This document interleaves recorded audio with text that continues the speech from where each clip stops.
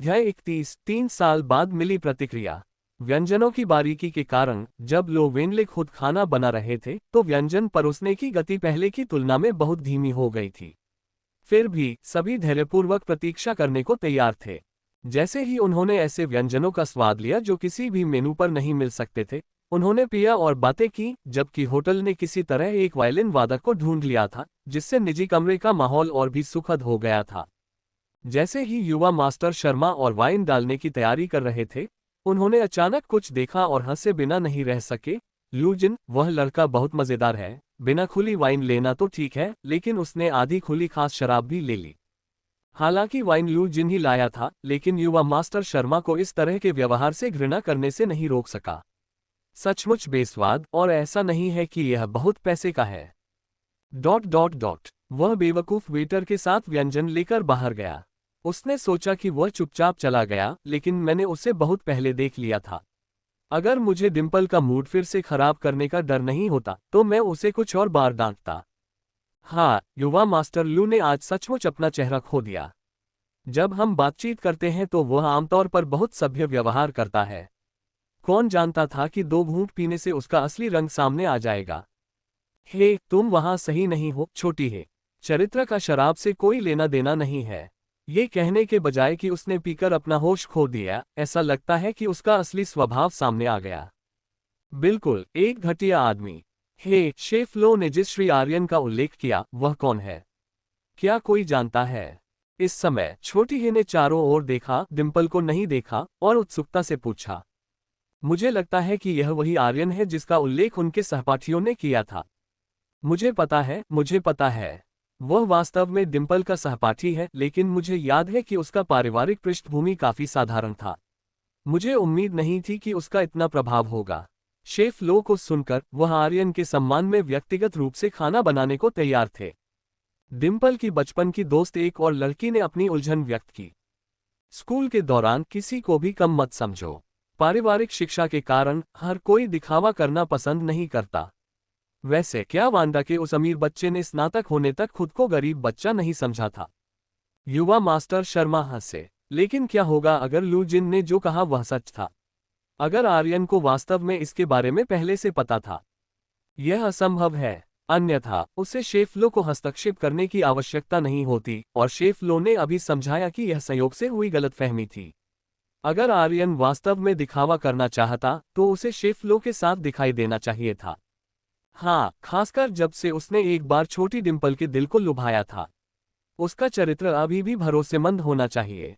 मुझे ये जानने की बहुत उत्सुकता है कि वह वास्तव में किस तरह का व्यक्ति है। अंदर लोग बातें कर रहे थे और हंस रहे थे, जबकि मेज के बाहर का माहौल थोड़ा अजीब था। जब उन्होंने ललित से सुना कि श्री आर्यन का मतलब आर्यन है, तो सहपाठियों के एक समूह को मिश्रित भावनाएं हुई। भले ही उन्हें शक्ति की कोई अवधारणा नहीं थी, लेकिन तथ्य यह है कि यहाँ तक कि वह हेड शेफ जिसे लूजिन आमंत्रित नहीं कर सका, आर्यन के एक शब्द पर आया, माफी मांगी, और यहाँ तक कि खाना बनाने के लिए रुक गया, एक मजबूत मानसिक झटका था। युवा मास्टर शर्मा और अन्य लोगों के विपरीत, जो केवल अनुमान लगा रहे थे, उन्होंने आर्यन के साथ 4 साल बिताए थे, और महत्वपूर्ण बात यह थी, मुझे सचमुच पता नहीं चल सका। पुष्टि करने के लिए फोन लू ने अपने फोन पर पुरानी तस्वीरें भी देखना शुरू कर दिया। वह 4 साल तक कक्षा अध्यक्ष रही थी, उसके फोन में कई समूह तस्वीरें थीं। पहले और दूसरे वर्ष में आर्यन अपने सुंदर चेहरे के कारण काफी आकर्षक था, लेकिन जैसे जैसे समय बीतता गया वह कम उल्लेखनीय होता गया। मियाओ शाओलिंग, क्या तुम्हें पहले से पता था कि आर्यन की एक छिपी हुई पहचान थी, और इसलिए तुमने इतने लंबे समय तक चुपके से उसकी प्रशंसा की? एक और लड़की ने मियाओ शाओलिंग से मजाक में पूछा। फिर से कहना और मैं तुम्हारा मुंह फाड़ दूंगी। मैंने कब चुपके से उसकी प्रशंसा की? मियाओ शाओलिंग ने पहले पलटवार किया, फिर एक अप्राकृतिक रूप से कहा, इसके अलावा ये स्पष्ट है कि वह डिम्पल को कभी नहीं भूला। अन्यथा क्या आज की घटनाएं वास्तव में एक संयोग हो सकती थीं? ये सच है। हे ललित, तुमने अभी तक एक शब्द क्यों नहीं कहा? आर्यन के बारे में सबसे ज्यादा कहने वाला तुम्हें ही होना चाहिए, है ना? फोंग लू ने अचानक ललित की ओर देखा, जो दिवास्वप्न देख रहा था। शश, उसे थोड़ी देर आराम करने दो। वह उदास है। उसकी प्रेमिका युविका ने इशारा किया और हंसी।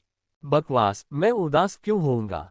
ललित ने पलटवार करते हुए विरोध किया, ये बहुत अच्छा है कि भाई आर्यन ने कर दिखाया। मैं बस उलझन में हूँ। मैं भाई आर्यन के माता पिता से एक बार मिला भी हूँ, वे वास्तव में एक सामान्य परिवार की तरह लग रहे थे। इसके अलावा हम छात्रावास के भाई होने के नाते गरीब होने का नाटक करने की कोई आवश्यकता नहीं है ना? क्या होगा अगर उसे लगता है कि दिखावा करने की कोई जरूरत नहीं है? क्या तुम्हारे छात्रावास में असली जादू शहर का अमीर दूसरा पीढ़ी का लड़का नहीं है? शायद वह तनाव पैदा नहीं करना चाहता था। बकवास, क्या लाओ वो उस तरह का व्यक्ति है। जैसे ही सभी ने चर्चा की, नैना चुपचाप एक तरफ सुनती रही। लेकिन किसी ने ध्यान नहीं दिया कि उसका भाव किसी समय उदास हो गया था। उसके हाथ में हमेशा चमकने वाली स्क्रीन पर आर्यन का भेजा गया संदेश था। आर्यन, ये सिर्फ एक नाम था, फिर भी आज रात की घटनाओं के बीच यह विशेष रूप से खास लग रहा था। तो आर्यन और जूनियर सिस्टर डिम्पल। नैना नहीं जानती थी कि यह जानकर कि दोनों एक दूसरे को जानते हैं, उसे थोड़ी बेचैनी क्यों हुई। पसंद का सवाल ही नहीं था, लेकिन नैना खुद से झूठ नहीं बोल सकती थी। गहराई में उसने थोड़ी उदासी महसूस की जिसे समझाया नहीं जा सका। लेकिन इसने उसे चुपके से अपने कान खड़े करने से नहीं रोका। उनकी बातचीत में आर्यन के हर उल्लेख को पकड़ लिया। इस समय ललित ने अपने फोन पर नजर डाली और अचानक स्वाइप के साथ खड़ा हो गया।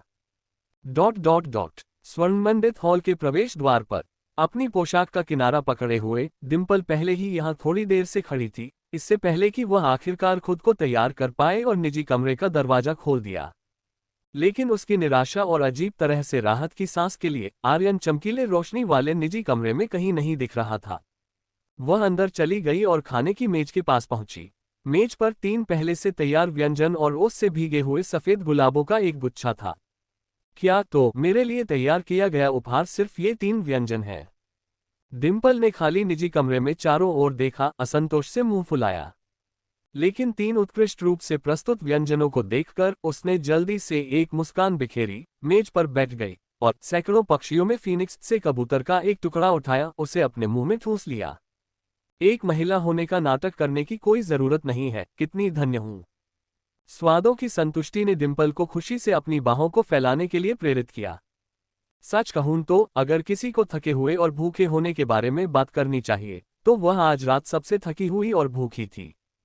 हर किसी की भावनाओं का लगातार ध्यान रखना, यहाँ तक कि जल्दी परोसे जाने वाले रसोई के व्यंजनों का भी उसने मुश्किल से स्वाद लिया, और अब आराम करने के लिए ऐसी निजी जगह होना उसके लिए इस समय सबसे अच्छा उपहार था। और इसने कम से कम साबित कर दिया कि लू जिन सिर्फ अफवाहें फैला रहा था, उसने उस समय आर्यन को गलत नहीं समझा था, जो उसके लिए सबसे महत्वपूर्ण था। कुछ और बाइट्स के बाद और थोड़ा पुनर्जीवित महसूस करने के बाद डिम्पल ने सफेद गुलाबों का गुच्छा उठाया और उसके भीतर एक बारीक ढंग से तैयार किया गया सफेद कार्ड पाया। उसने इसे उठाया और जब उसने उस पर लिखे शब्द देखे तो रोशनी के नीचे उसका चमकीला चेहरा जम गया। आपका भविष्य खिले डिम्पल, हर दिन धूप के साथ। तो क्या इसे तुम्हारी प्रतिक्रिया माना जाएगा? 3 साल की देरी से थोड़ी शंका के साथ डिम्पल बुदबुदाई, उसकी भावनाएं जटिल थीं। अध्याय 32 निजी उपयोग के लिए अनुकूलित। होटल की 23वीं मंजिल पर प्रेसिडेंशियल स्वीट के सामने। कृपया एक क्षण प्रतीक्षा करें, आप दोनों। बेला आगे बढ़ी और इंटरकॉम बटन दबाया। आर्यन से प्रतिक्रिया मिलने के बाद उसने दरवाजा खोला और ललित और युविका को अंदर आमंत्रित किया। धन्यवाद, ललित ने धीरे से धन्यवाद कहा, फिर युविका का हाथ पकड़ा और कमरे में चला गया। वाह, क्या ये पौराणिक प्रेसिडेंशियल स्वीट है। यह मेरी कल्पना से भी अधिक शानदार है। प्रवेश द्वार पर खड़ी युविका ने विस्मय से चारों ओर देखा। युविका ने अपने प्रेमी से कोई जवाब पाए बिना ये कहा। ललित को हिचकिचाते हुए देखकर वह हंसी, क्या तुम्हें वास्तव में इतना आरक्षित होने की जरूरत है? क्या तुम और आर्यन छात्रावास में सबसे करीबी नहीं थे? जब युविका ने इसका उल्लेख किया तो ललित तुरंत सीधा खड़ा हो गया। क्या मैं आरक्षित हो रहा हूँ? कुछ साबित करने के लिए ललित ने अपने जूते बदले बिना आगे बढ़कर आवाज लगाई, आर्यन, आर्यन, तुम कहाँ हो? युविका ने मुस्कुराते हुए अपना सिर हिलाया और उसका पीछा किया। जब वे गलियारे से मुड़े तो उन्होंने आर्यन को लिविंग रूम में देखा। आर्यन पजामा पहने हुए उनका अभिवादन करने के लिए शैंपेन का गिलास उठा रहा था। चिल्लाना बंद करो, मैं तुम्हारे लिए पे डाल रहा हूँ। आर्यन को शानदार स्वीट में देखकर ललित को अविश्वास की बढ़ती भावना महसूस हुई, लेकिन फिर भी वह मुस्कुराते हुए आगे बढ़ा और आर्यन को मजाकिया ढंग से मुक्का मारा। भाई आर्यन, तुम अब कुछ हो, प्रेसिडेंशियल स्वीट में रह रहे हो। यह एक पुरस्कार था, मैं इसे खरीदने का जोखिम नहीं उठा सकता था, आर्यन ने हंसते हुए उन्हें शैंपेन देते हुए कहा। सच में? ललित चौंक गया। बेशक ये सच है, लेकिन मेरे जीवन में हाल ही में थोड़ा बदलाव आया है। मुझे उन लोगों के माध्यम से कुछ संपर्क मिले जिनसे मैं पहले जानता था, और अब मेरी आय काफी ठीक है, आर्यन ने मुस्कुराते हुए कहा। मुझे पता था, भले ही भाई आर्यन के पास अचानक कुछ पैसे आ गए हों, वह इस तरह फिजूल खर्ची नहीं करेगा। ललित दिल खोलकर हंसा, उनके पास कहाँ ऐसे ड्रॉ होते हैं जो प्रेसिडेंशियल स्वीट में रहने के लिए देते हैं। युविका और मुझे भी अपनी किस्मत आजमाने की जरूरत है। कार्यक्रम बहुत पहले समाप्त हो गया, मैंने इसे संयोग से पकड़ लिया, शायद मैं भाग्यशाली हूँ। आर्यन ने विषय पर ध्यान नहीं दिया और विषय बदल दिया। तुम लोग आजकल कैसे हो? योजना के अनुसार युविका अपनी स्नातकोत्तर परीक्षा की तैयारी कर रही है, और जहां तक मेरी बात है, तुम्हें पता है, मेरे पिताजी चाहते हैं कि मैं पारिवारिक व्यवसाय संभालूं, इसलिए मैं बैंक परीक्षाओं की तैयारी कर रहा हूं। बातचीत शुरू होने के साथ ललित और आर्यन ने अपनी छात्रावास की दोस्ती फिर से शुरू कर दी, एक दूसरे के कंधे पर हाथ रखकर बातें कर रहे थे और हंस रहे थे। आर्यन ने उन्हें प्रेसिडेंशियल स्वीट दिखाया। युविका ने कई तस्वीरें ली और फिर तीनों लिविंग रूम में बातचीत जारी रखने के लिए लौट आए। इस दौरान युविका ज्यादातर चुप रही, अपनी शैंपेन पीती रही और मुस्कुराते हुए सुनती रही। जब विषय साझा किया गया तो कभी कभार अपनी बात रखी। थोड़ी देर बाद युविका का फोन बजा। वह कॉल लेने के लिए एक तरफ चली गई और फिर वापस मुड़ी। ललित, हमें जाना होगा। डिम्पल ने अगले पड़ाव का स्थान भेज दिया है। ठीक है। आर्यन, क्या तुम हमारे साथ पीने के लिए आ रहे हो? अभी तक पूरी तरह से संतुष्ट नहीं होने पर ललित ने आर्यन से एक बार और पूछा। मैं नहीं जाऊंगा, इन दिनों मेरे पास दिन में काम है, जल्दी सोना है। क्या तुम्हें डिम्पल को देखने की कोई इच्छा नहीं है? मुझे थोड़ा लगता है कि तुम्हारे पास अभी भी मौका है। युविका ने मुस्कुराते हुए चिल्लाया। मैं सच में नहीं जा रहा हूं। जब मेरा काम खत्म हो जाएगा तो मैं तुम लोगों से मिलूंगा, आर्यन ने जवाब दिया। ठीक है, हम फिर निकल रहे हैं। एक दूसरे के व्यक्तित्व को जानते हुए ललित ने आगे दबाव नहीं डाला और युविका को अलविदा कहने के लिए ले गया। जैसे ही वे प्रेसिडेंशियल स्वीट से निकले और गलियारे में लिफ्ट का इंतजार कर रहे थे, ललित ने मुस्कुराते हुए अपना सिर हिलाया। प्रेसिडेंशियल स्वीट में 10 दिनों के लिए ड्रॉ जीतना, ऐसा लगता है कि भाई आर्यन की किस्मत सच में चमक गई है। क्या तुम्हें सच में विश्वास है? युविका ने उस पर भौहें उठाईं। ललित चौंक गया। ललित और युविका को विदा करने के बाद आर्यन टेबल पर बैठ गया, सोने से पहले शैंपेन खत्म करने की योजना बना रहा था। अन्य शराबों के विपरीत शैंपेन खुलने के बाद जल्दी खराब हो जाती है। इसे कल तक छोड़ने से स्वाद खराब हो जाएगा। चेटो लाफिट की यह शैंपेन की बोतल 3900 की है, जो अब आर्यन के लिए ज्यादा नहीं है, लेकिन वह कभी भी कुछ भी बर्बाद करने वाला नहीं था। पहले बातचीत करने से वह व्यस्त रहा और अब आर्यन के पास फिर से अपना फोन उठाने का समय था। सिर्फ आधे घंटे में 1 दर्जन से अधिक अपठित संदेश जमा हो गए थे। क्या अधिक पैसा होने से उसकी सामाजिक उपस्थिति भी बढ़ गई? इस विचार से उत्साहित होकर आर्यन हंसा और अपना फोन अनलॉक किया। आश्चर्यजनक रूप से उसने जो पहला संदेश देखा वह डिम्पल का नहीं था, बल्कि मियाओ शाओलिंग का था, जिसका उसने युगों से नहीं सुना था। आर्यन, तुम बदल गए हो या? एक इमोटिकॉन के साथ एक साधारण 5 शब्दों का संदेश, फिर भी इसने किसी तरह लंबे समय से शांत अंतराल को आसान बना दिया। आर्यन ने लापरवाही से एक प्रश्नवाचक इमोजी वापस भेजा, फिर चैट से बाहर निकला और डिम्पल के संदेशों को खोजने के लिए नीचे स्क्रॉल किया। आर्यन जी, आतिथ्य के लिए धन्यवाद। मुझे आज का उपहार वास्तव में पसंद आया।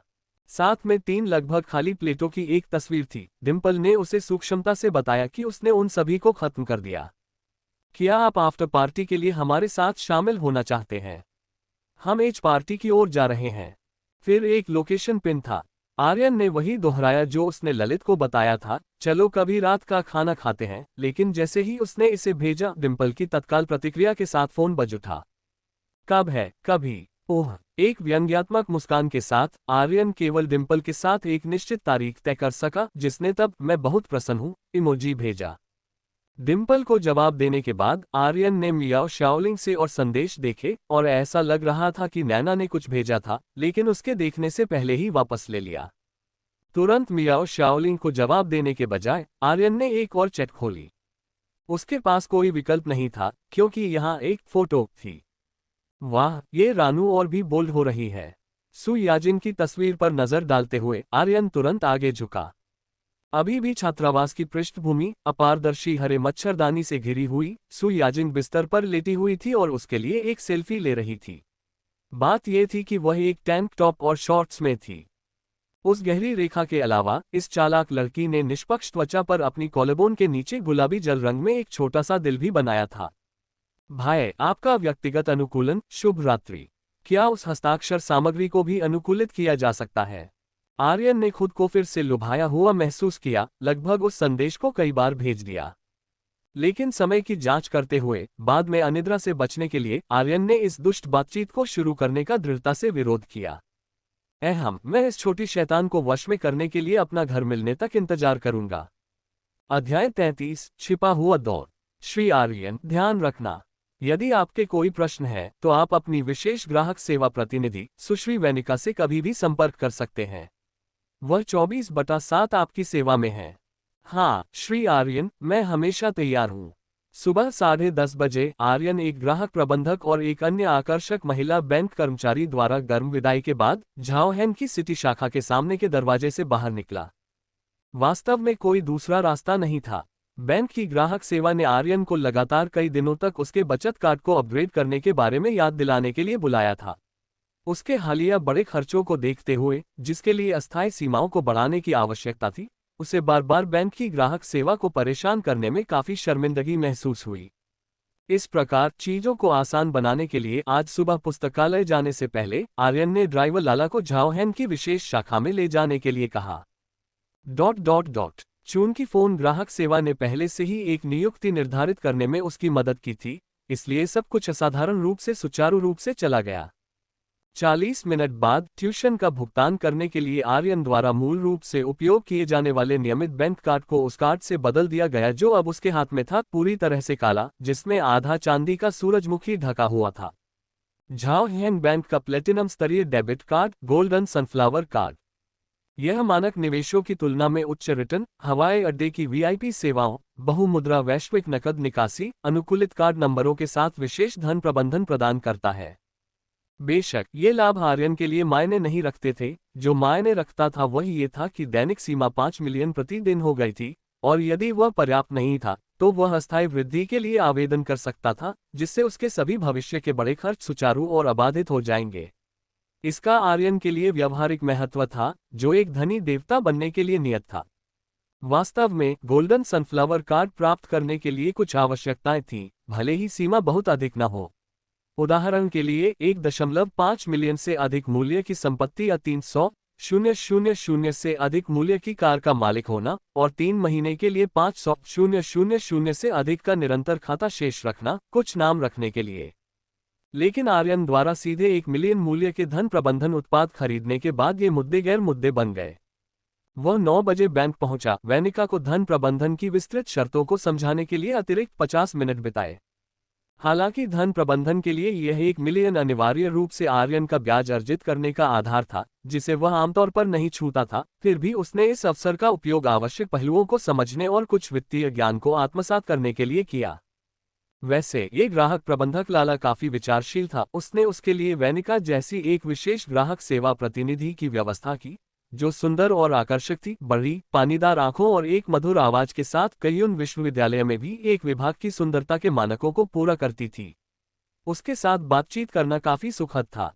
भाई लाला, कृपया अब पुस्तकालय के लिए चलें। अल्फोर्ड में बैठने के बाद, वाहन शुरू होने के बाद आर्यन ने अपनी वर्तमान संपत्ति शेष पर एक और नजर डाली। पिछले दिन के 0 घंटे से 100,000 की आय भी आने के बाद उसकी कुल संपत्ति अब 1.8 मिलियन से थोड़ी अधिक थी। हाल के दिनों में स्वीट जमा व्यय के अलावा आर्यन ने होटल में रहते हुए काफी खर्च किया था, जिसमें कुछ शराब खर्च और लो वेनले के व्यक्तिगत रूप से उसके लिए खाना पकाने की लागत शामिल थी। हालांकि भारी सेवा शुल्क माफ कर दिए गए थे, होटल से सद्भावना के संकेत के रूप में सामग्री लागत सस्ती नहीं थी।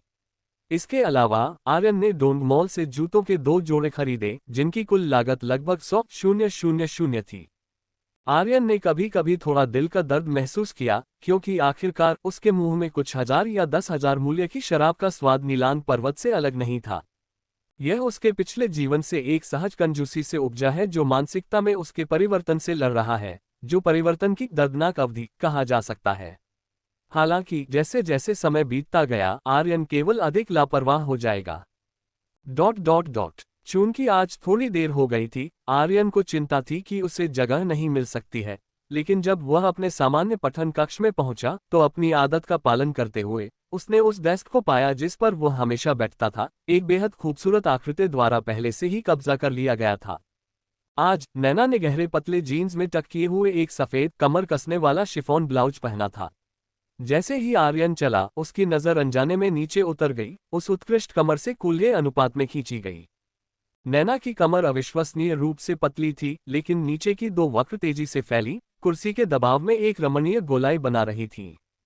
ये भी इसलिए था क्योंकि उसने इस तरह के फिट जीन्स पहने थे कि उसके पैर जीवन से भी लंबे, पूरी तरह से रेखांकित थे। दुर्भाग्य से ज्यादातर डेस्क द्वारा अस्पष्ट एक पूर्ण दृश्य को रोकते थे। जैसे ही आर्यन चला, उसने देखा कि विपरीत सीट उसके वायसेल कंधे के बैग द्वारा कब्जा कर लिया गया था, और वह धीरे से मुस्कुराया, कहा, क्या यह मेरे लिए एक सीट बचा रहा है? यहां से आर्यन ने एक विवरण देखा। नैना ने शायद बहुत पहले उसके आगमन को महसूस किया था। उसने अपना सिर नहीं उठाया, केवल थोड़ा उठी और अपना बैग निकाला। मैं विशेष रूप से अजनबियों के साथ रहना पसंद नहीं करती। साथ ही नैना धीरे से बुदबुदाई, तो हम अजनबी नहीं हैं।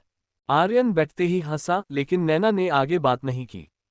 आर्यन उसके व्यक्तित्व का आदी था और जबरदस्ती बातचीत नहीं की। इसके बजाय उसके साथ मनोविज्ञान और जीवन पुस्तक खोली, जो आज की पढ़ाई शुरू करने के लिए तैयार थी। ये मनोविज्ञान और जीवन वह सबसे महत्वपूर्ण पुस्तक थी जिसका आर्यन ने अब तक सामना किया था। न केवल इसलिए कि पुस्तक 150 अंकों की थी, बल्कि इसलिए भी कि हालांकि उसने पिछले 2 दिनों में इसे पढ़ना समाप्त नहीं किया था, आर्यन ने इसका अध्ययन करते समय कई उपयोगी पहलू पाए थे। उसकी पठन प्रगति आधी से भी कम थी, लेकिन आर्यन को एक संकेत था कि यह पुस्तक उसे किसी प्रकार का सुखद आश्चर्य दे सकती है।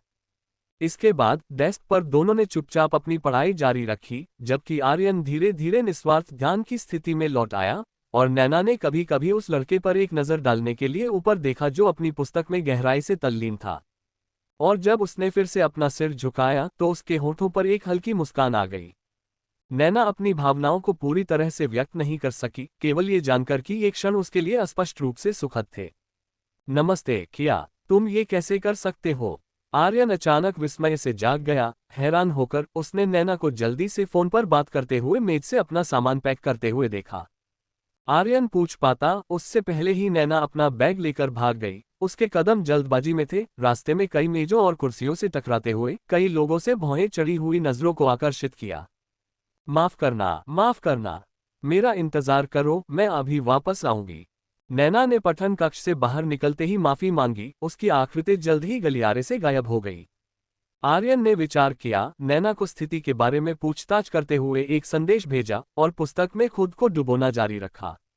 अब तक शाम के 4 बजे से अधिक हो गया था और वह पुस्तक को समाप्त करने से थोड़ा ही दूर था।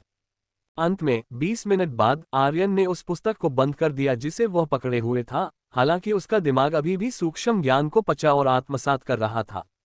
विभिन्न परिदृश्यों में हर किसी का व्यवहार, शब्द, सूक्ष्म अभिव्यक्ति, यहाँ तक कि पलक का हल्का फड़कना भी विभिन्न मनोवैज्ञानिक गतिविधियों को संप्रेषित करता है।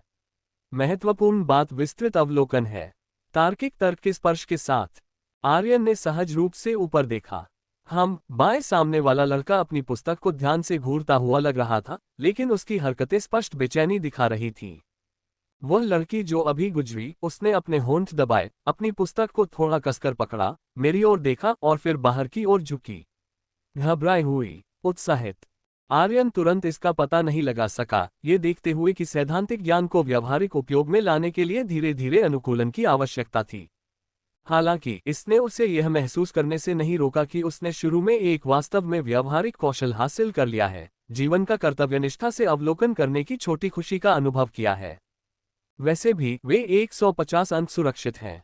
तभी आर्यन के दिमाग में एक परिचित डिंग गूंजा।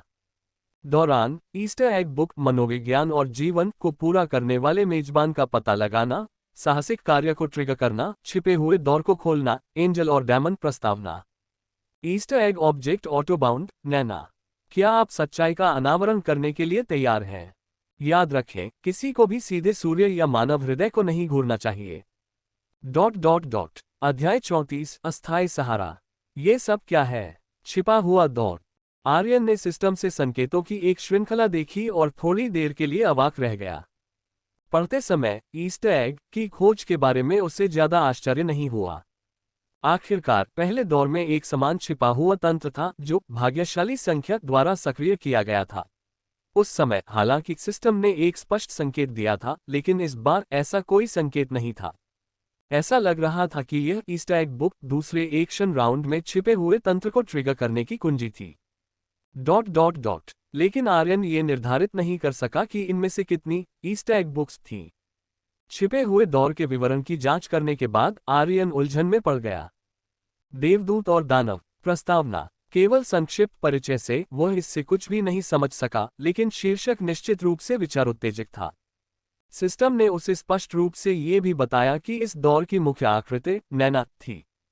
वास्तविकता में झांकना। सूर्य और मानव हृदय दोनों को सीधे नहीं देखा जा सकता, तो यह मानव स्वभाव के बारे में है। इसका वास्तव में पुस्तक, मनोविज्ञान और जीवन से गहरा संबंध है। छिपा हुआ दौर 1 घंटा और 34 मिनट में शुरू होगा। उस समय आर्यन ने सिस्टम की अंतिम पंक्ति का संकेत देखा, जिसमें एक उल्टी गिनती टाइमर शामिल था। ये लगभग 1 घंटे में शुरू होता है। चलो पहले खाते हैं। शाम के 5 बजे के करीब था और जैसे ही आर्यन का दिमाग फिर से धुंधला हो गया, उसने पढ़ना जारी रखने की इच्छा खो दी और साफ सफाई के बाद पुस्तकालय छोड़ दिया। प्रांतीय पुस्तकालय रणनीतिक रूप से स्थित था, जो कुई झील के ठीक बगल में सिटी के प्रसिद्ध आकर्षणों में से एक और प्रसिद्ध रेस्तरां से घिरा हुआ था।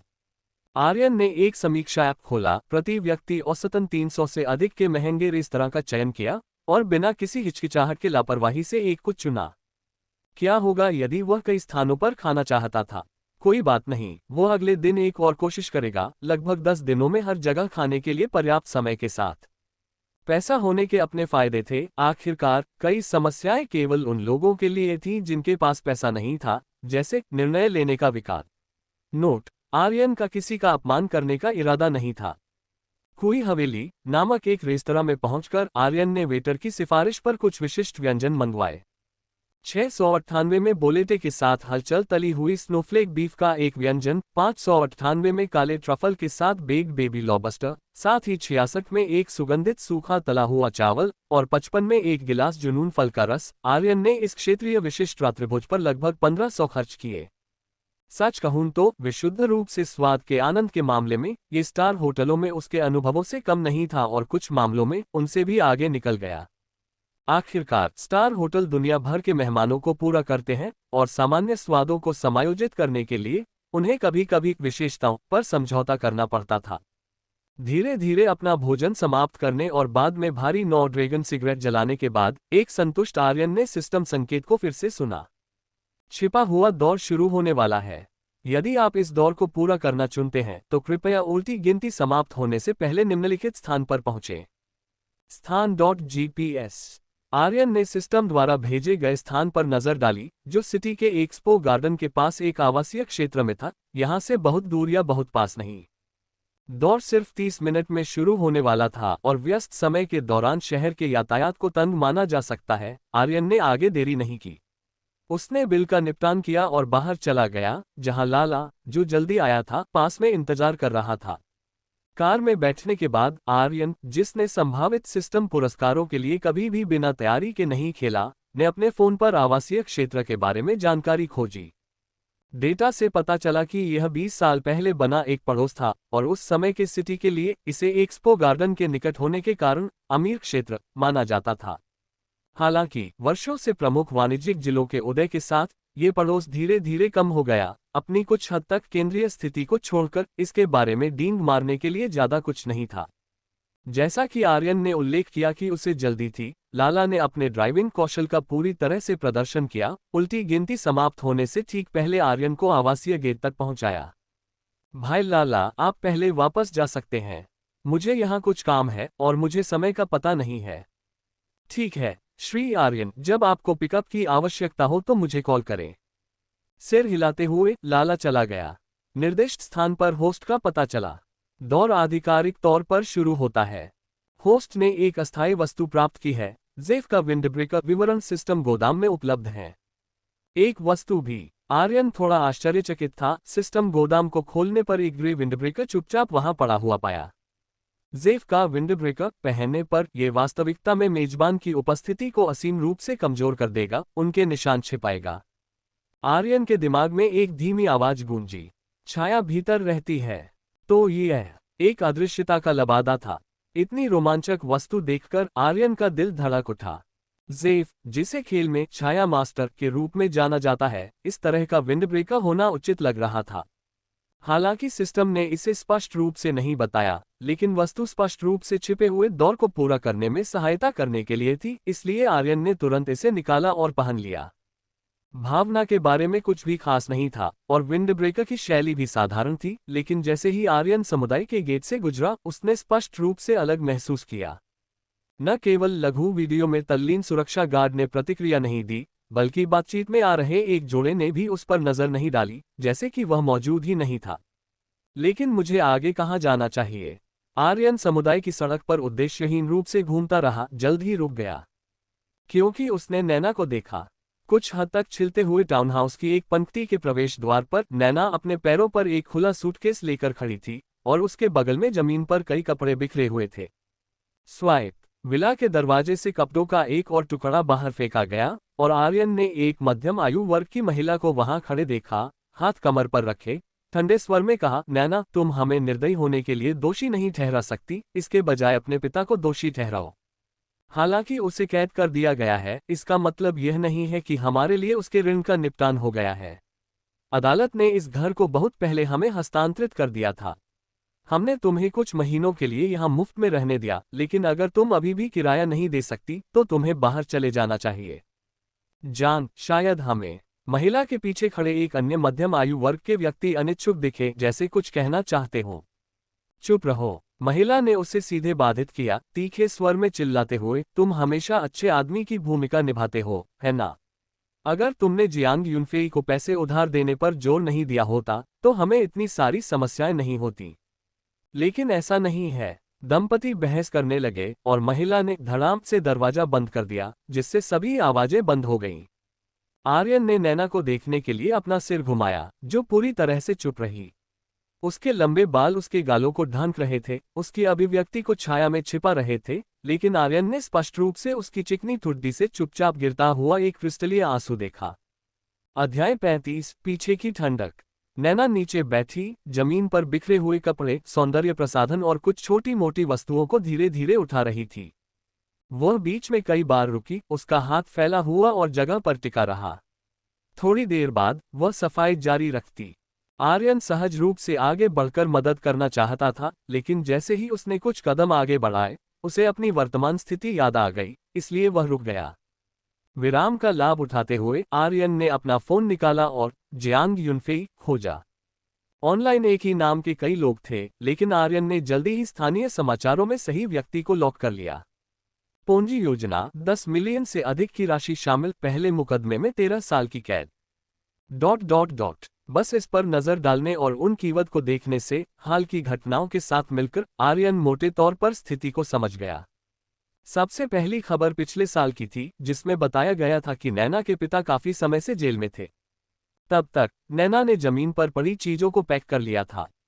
चाहे उसकी चीजें कम थीं या उसने सब कुछ नहीं लिया, आश्चर्यजनक रूप से उसके सभी कपड़े एक सूटकेस में फिट हो गए, भले ही वह एक युवा महिला थी। नैना कुछ सुस्ती से खड़ी हुई, अपने वायरसेल बैग से एक टिश्यू और एक हैंडहेल्ड मिरर निकाला। उसने सावधानीपूर्वक अपने चेहरे पर लगे आंसू के निशान पोंछे। इसे पूरा करने के बाद नैना सूटकेस को आर्यन के पास से घसीटती हुई धीरे धीरे बाहर चली गई। आर्यन ने देखा कि वह वास्तव में उसकी उपस्थिति से अनजान थी, इसलिए उसने जानबूझकर दूरी नहीं बनाई, बस चुपचाप उसके बगल में चला। इस क्षण तक आर्यन ने अभी तक ये पता नहीं लगाया था कि उसे इस छिपे हुए दौर में क्या करना था, लेकिन चूंकि सिस्टम इंटरफेस दौर प्रगति में दिखा रहा था, उसने इंतजार करने और देखने का फैसला किया। जल्द ही दोनों एक के बाद एक समुदाय के गेट से बाहर निकल गए, जहां नैना सड़क के किनारे रुक गई। उसकी पहले की खाली अभिव्यक्ति ने जीवन के कुछ संकेत दिखाए। नैना ने अपना फोन निकाला, हिचकिचाए और फिर एक वॉयस कॉल किया। आर्यन उसके बगल में खड़ा था और स्पष्ट रूप से देखा कि संपर्क का उपनाम कुछ बकवास अंग्रेजी था, लेकिन कोष्ठक में ये सिसी कहता था। वॉयस कॉल को कनेक्ट होने में थोड़ा समय लगा, फिर एक कुछ सुस्त महिला आवाज आई, स्वीटी, तुमने अचानक मुझे फोन करने के बारे में क्यों सोचा? सिसी, क्या मेरे लिए कुछ दिनों के लिए तुम्हारे घर पर रहना सुविधाजनक है? नैना ने धीरे से पूछा। यहाँ बहुत सुविधाजनक नहीं हो सकता है। क्या कुछ हुआ है? मेरा घर, पानी का रिसाव, संपत्ति प्रबंधन। संपत्ति प्रबंधन ने कहा कि इसे ठीक करने में कई दिन लगेंगे, इसलिए। नैना झूठ बोलने में स्पष्ट रूप से अनुभवहीन थी। उसके वाक्य अजीब थे और आर्यन केवल सुनकर चिंतित हो गया। ओह, मुझे समझ में आया, लेकिन मैं वास्तव में तुम्हारी मदद नहीं कर सकती।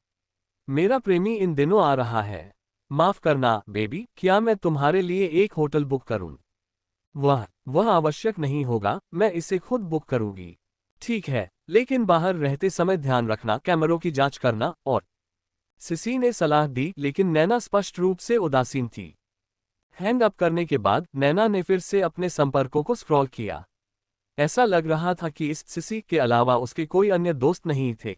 केवल डिम्पल पर संक्षेप में रुकने से पहले एक और कॉल किए बिना नीचे स्क्रॉल किया। आर्यन ने उसके 127 दोस्तों पर नजर डालने का मौका लिया, ये जानकर चौंक गया कि इसने एक अकेले पुरुष कॉलेज के छात्र के रूप में उसके अपने 253 दोस्तों को हराया। आश्चर्यजनक रूप से नैना ने उसके साथ चैट विंडो खोली, लेकिन उसे कॉल करने के बजाय वह संपर्क स्क्रीन पर गई और हटाएं बटन पर रुक गई। उद्धरण चिन्ह, प्रश्नवाचक चिन्ह, उद्धरण चिन्ह। आर्यन यह नहीं समझ सका कि बेघर होने का उससे संपर्क के रूप में हटाने से क्या संबंध था, लेकिन नैना ने अंततः आर्यन को नहीं हटाया। उसने बस उसके अंतिम संदेश को खाली देखा। क्या कुछ गलत है? फिर नैना संपर्क स्क्रीन से बाहर निकली और वॉलेट पर चली गई। आर्यन ने देखा कि उसका शेष कुल 300 युआन से थोड़ा अधिक था। जबकि वह सोच रहा था कि यह केवल वीचैट था, उसने अपना बैंक ऐप खोला, जिसने काफी कुछ दिखाया, 80,000 से अधिक, लेकिन निचले दाएं कोने में एक स्पष्ट न्यायिक फ्रीज था।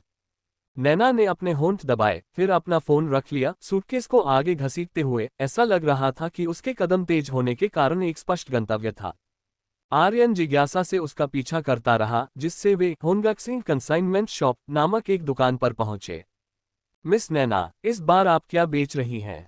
काउंटर के पीछे का आदमी सोने की चेन पहने हुए नैना से परिचित लग रहा था और जैसे ही वह अंदर चली गई, मुस्कुराते हुए पूछा। नैना ने संक्षेप में हिचकिचाई, फिर अपने कंधे से वाईएसएल कंधे का बैग निकाला और काउंटर पर रख दिया। इस बैग के लिए मुझे कितना मिल सकता है? आर्यन को अचानक एहसास हुआ कि उसने नैना को कई बार एक ही बैग के साथ क्यों देखा था। यह शायद उसका आखिरी बैग था। आदमी स्पष्ट रूप से निराश था। उसने संक्षेप में देखा, फिर बोला, मैं आपको इसके लिए 1800 दूंगा। क्या? नैना ने एक अविश्वसनीय अभिव्यक्ति दिखाए। मैंने इसे 20,000 के करीब खरीदा था। और पहले? चलो मिस नैना, सभी लग्जरी सामान एक जैसे नहीं होते हैं। यह आपके द्वारा पहले लाए गए हर्मीस में से एक नहीं है। वाईएसएल जब नया होता है तो आधा मूल्य मिलता है। इसके अलावा आप इसका उपयोग कम से कम 1 या 2 साल से कर रहे हैं, है ना? किनारे घिसे हुए हैं। आदमी ने लगातार अपना सिर हिलाया। 1800 केवल इसलिए है क्योंकि आप एक नियमित ग्राहक हैं। मैं 1% भी नहीं जोड़ सकता। अगर आपको विश्वास नहीं है तो आप अन्य दुकानों से जांच कर सकते हैं। नैना का मुंह खुला, फिर चुपचाप बंद हो गया। केवल उसकी पलकें थोड़ी कांप रही थीं। तो क्या आप इसे बेच रही हैं? उद्धरण चिन्ह ... मैं इसे नहीं बेच रही हूं। नैना ने शब्दों को मजबूर किया, काउंटर से बैग उठाया और जाने के लिए मुड़ी। उसकी हरकतें जल्दबाजी में थी, जैसे कि वह किसी चीज से बच रही हो। हे मिस नैना, आदमी ने अचानक उसे पुकारा, अगर आपको वास्तव में पैसे की जरूरत है तो उस रास्ते पर विचार करें जिसका मैंने पहले उल्लेख किया था। पैसा जल्दी आता है और आपको ज्यादा त्याग नहीं करना पड़ता है।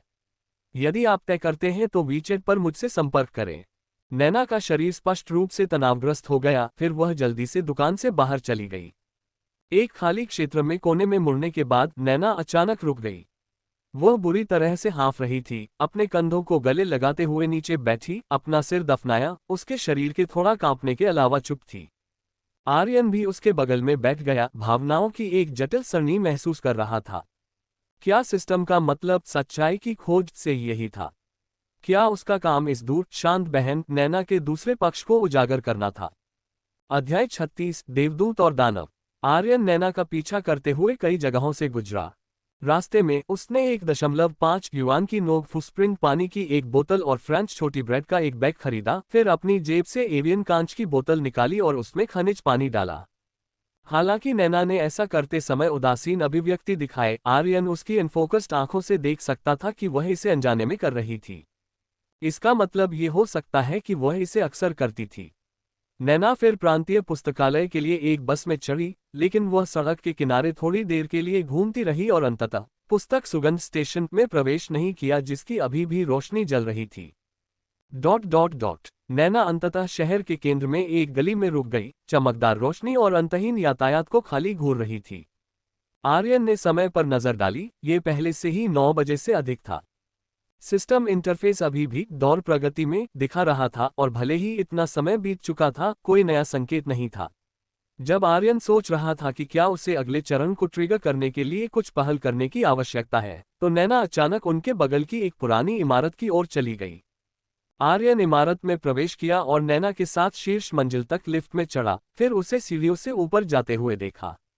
यहां से आगे छत है। वह आर्यन चौंक गया और जल्दी से उसका पीछा किया। छत का दरवाजा खुला था और एक बार धक्का देने पर ये काई और खरपतवारों से ढकी चौकोर पत्थर की स्लैबें दिखाई दी। कई चादरें कपड़े की रस्सियों पर लटकी हुई थीं जो रात की हवा में फड़फड़ा रही थीं, जिससे पहली नजर में एक भूलभुलैया जैसा दृश्य बन रहा था। नैना इन बाधाओं के माध्यम से अपना सूटकेस घसीटते हुए कोने में एक फूलों की क्यारी तक पहुंची। ये देखकर कि वह बिना किसी आत्महत्या की कार्रवाई के केवल बैठी थी, आर्यन ने राहत की सांस ली। रिंग रिंग रिंग, एक फोन बजा और आर्यन ने नैना की फोन स्क्रीन पर नजर डाली। कॉलर हन यानकियान था, जिसने उसे भौहें चढ़ाने पर मजबूर कर दिया। नैना ने तीसरी कॉल तक कोई प्रतिक्रिया नहीं दी। जब उसने अंततः उत्तर बटन दबाया, नमस्ते मोमो, मैंने भाई लियू से सुना कि तुम्हें उसकी पत्नी ने बाहर निकाल दिया। शांत रात में हान यानकियान की आवाज विशेष रूप से तीखी थी। यह क्या बात है? सच में? उसने व्यावहारिक रूप से तुम्हें बढ़ते हुए देखा और मैंने उस दिन उन्हें समझाने की भी कोशिश की। तुम क्या कहना चाहते हो? नैना ने उसे बाधित किया, उसका चेहरा भावहीन था। हम ठीक है मोमो, तुम जानती हो कि मैं हमेशा अकेला रहा हूं। मेरा ये 3 बेडरूम का अपार्टमेंट मेरे लिए बहुत बड़ा है। तुम यहाँ क्यों नहीं चली जाती? अपनी स्नातक की पढ़ाई पर ध्यान केंद्रित करो। चिंता मत करो, मैं अभी भी तुम्हारा समर्थन कर सकता हूँ। हन यानकियान की आवाज अचानक रुक गई, क्योंकि नैना ने फोन काट दिया और साथ ही उसे ब्लॉक कर दिया। डिंग, वीचैट अलर्ट बजा और जब उसने देखा कि यह डिम्पल का एक वॉइस मैसेज है, तो नैना की तनी हुई भौहें शांत हो गईं। जियांग यांग बहन, क्या अगले सप्ताह प्रोफेसर वान का जन्मदिन नहीं है? एक अच्छा उपहार क्या होगा? बहन, तुम क्या देने जा रही हो? क्या तुम मुझे संदर्भ के लिए बता सकती हो? नैना ने अपने फोन को इतनी कसकर पकड़ लिया कि उसकी उंगलियों के पो सफेद हो गए। थोड़ी देर बाद उसने जवाब देने के लिए वॉइस मैसेज फ्रेम खोला। हम चाय की पत्तियां, उसे चाय बहुत पसंद है, मैं भी वही ले रही हूं। नैना की आवाज सामान्य से अलग नहीं लग रही थी, हालांकि उसकी अभिव्यक्ति अप्रत्याशित बनी रही। डिम्पल को जवाब देने के बाद नैना थोड़ी देर के लिए चुपचाप बैठी रही, जब तक कि आर्यन ने अचानक उसकी भावनाओं में एक बड़ा बदलाव महसूस नहीं किया। उसकी कांपती उंगलियां सबसे अच्छा सबूत थीं। फिर आर्यन ने नैना को फिर से अपना फोन अनलॉक करते हुए देखा, एक विशेष संपर्क की खोज करते हुए। एक Hongxing consignment luxury recycle credit card पुनर्भुगतान।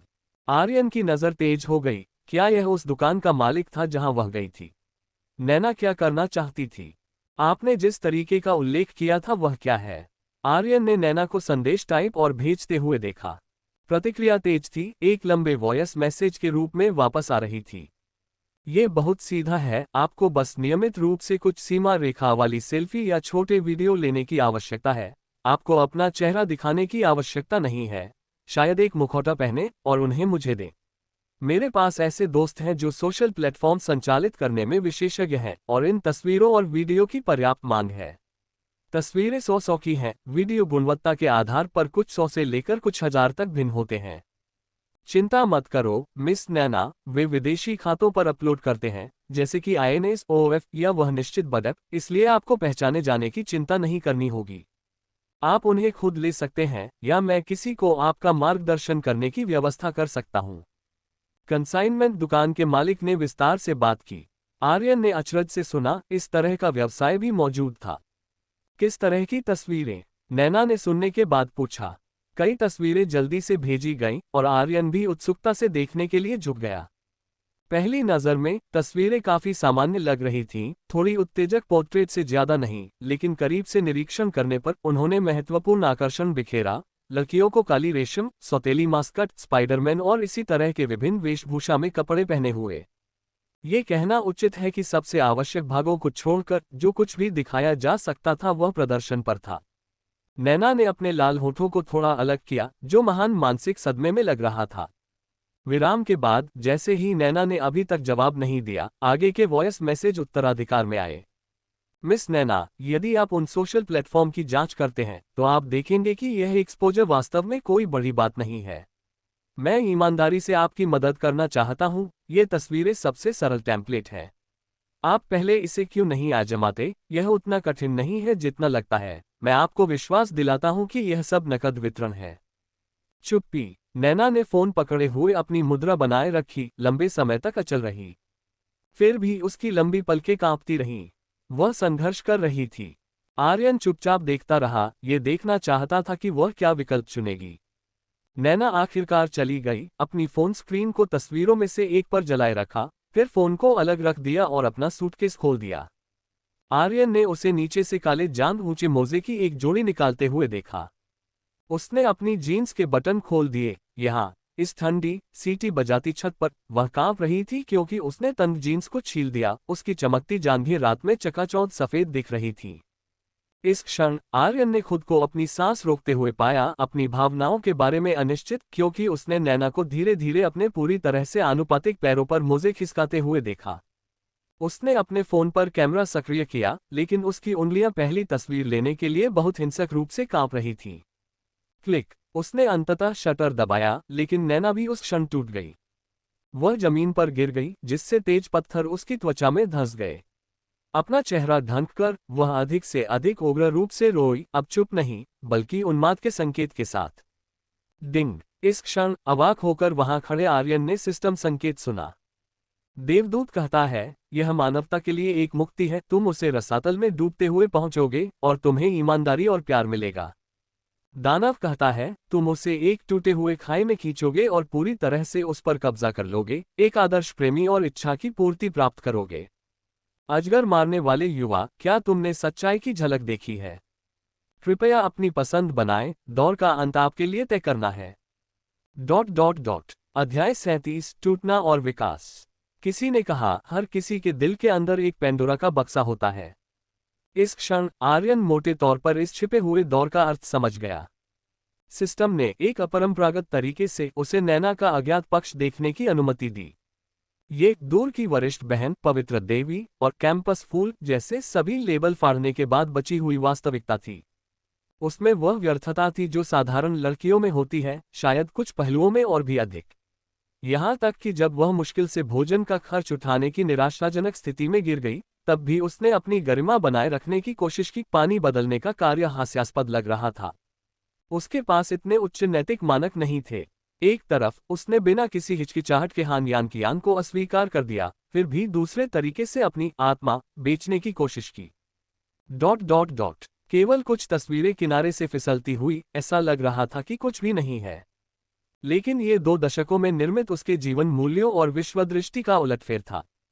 एक बार जब उसने इस खाई को खोला तो ये पेंडोरा का बक्सा खोलने जैसा था। उसकी निचली रेखा पैसे के प्रलोभन में मिट जाएगी, लगातार कम होती जाएगी जब तक कि वह पूरी तरह से ढह नहीं जाती। केवल कुछ सेक्सी तस्वीरें लेने से वह एक नियमित कर्मचारी के दिन की मजदूरी कमा सकती थी। कुछ छोटे वीडियो उसे हजारों, दसियों हजार कमा सकते थे। अधिक साहसी बने और 1 महीने में 1 लाख की आय आसानी से प्राप्त की जा सकती है। एक बार जब आप इस तरह से जल्दी पैसा बनाने के आदी हो जाते हैं, तो एक साधारण व्यक्ति के जीवन में वापस लौटना असंभव हो जाता है। इसलिए पैर खोने जैसी चीजों में केवल 0 बार और अनगिनत बार होते हैं। यहाँ एक दिलचस्प बात यह थी, आर्यन को अचानक एहसास हुआ, वह न केवल नैना की वास्तविकता पर जासूसी कर रहा था। देवदूत और दानव के बीच चुनाव का सामना करते हुए आर्यन, जो केवल एक पर्यवेक्षक था, ने अपने दिल की जांच करना शुरू कर दिया। क्या मैं अभी भी एक लड़का था, या मैं एक अजगर बन गया था? आर्यन थोड़ी देर के लिए चुपचाप खड़ा रहा, फिर छाया में चला गया। अचानक रात में ढकी छत पर वीचेट अधिसूचना ध्वनि गूंजी। आंसू भरी आंखों से नैना ने ऊपर देखा। कॉलर आईडी देखकर वह पहले चौंक गई, फिर जल्दी से अपने आंसू पोंछे और फोन उठाने और उत्तर कुंजी दबाने से पहले कुछ गहरी सांसें ली। कॉल कनेक्ट हो गया, फिर भी दोनों सिरों पर चुप्पी थी, केवल चादरों से गुजरने वाली हवा की आवाज रेखा के माध्यम से हल्की सी प्रसारित हो रही थी। नमस्ते आर्यन, क्या तुम हो? नैना समझ नहीं पाई कि आर्यन ने अचानक उसे क्यों फोन किया, इसलिए उसने सावधानी से चुप्पी तोड़ी, अपनी आवाज को शांत रखने की कोशिश की। एक और चुप्पी की अवधि थी। जब नैना ने सोचा कि आर्यन ने गलती से डायल किया होगा, तो आर्यन की कुछ हद तक अलौकिक आवाज सुनाई दी। वरिष्ठ बहन जियांग, मैं तुम्हारा समर्थन करना चाहता हूँ। धूम। ऐसा लग रहा था जैसे नैना के दिमाग में एक बिजली गिरी, उसके विचारों को एक पल में टुकड़ों में बिखेर दिया। नैना ने अपना फोन बेवकूफी से पकड़ रखा था, खाली घूर रही थी, जैसे कि यह पुष्टि करना चाहती थी कि वह उस समय शांत थी या नहीं। क्या? तुमने क्या कहा? नैना की आवाज लगातार कांप रही थी। तुमने सुना है आर्यन, तुम। नैना उसे डांटना चाहती थी, ये कहने के लिए कि वह हास्यास्पद था, अपना गुस्सा व्यक्त करने के लिए, लेकिन किसी कारण से वह एक शब्द भी नहीं बोल सकी। वरिष्ठ बहन, मुझे तुम्हारी स्थिति पता है, मैं तुम्हारी मदद कर सकता हूँ, और मैंने तुम्हें पहले ही बता दिया है कि मैं क्या चाहता हूँ। आर्यन रुका, फिर उसकी आवाज फिर से विकृत हो गई। वरिष्ठ बहन, तुमने अपने पिछले जीवन में वापस जाने के बारे में भी सोचा है ना? और तुम नहीं चाहोगी कि दूसरों को पता चले कि तुम भोजन का खर्च भी नहीं उठा सकती, है ना? आर्यन के अंतिम वाक्य को सुनकर नैना ने बड़ी मुश्किल से जो साहस जुटाया था, वह तुरंत टुकड़ों में बिखर गया।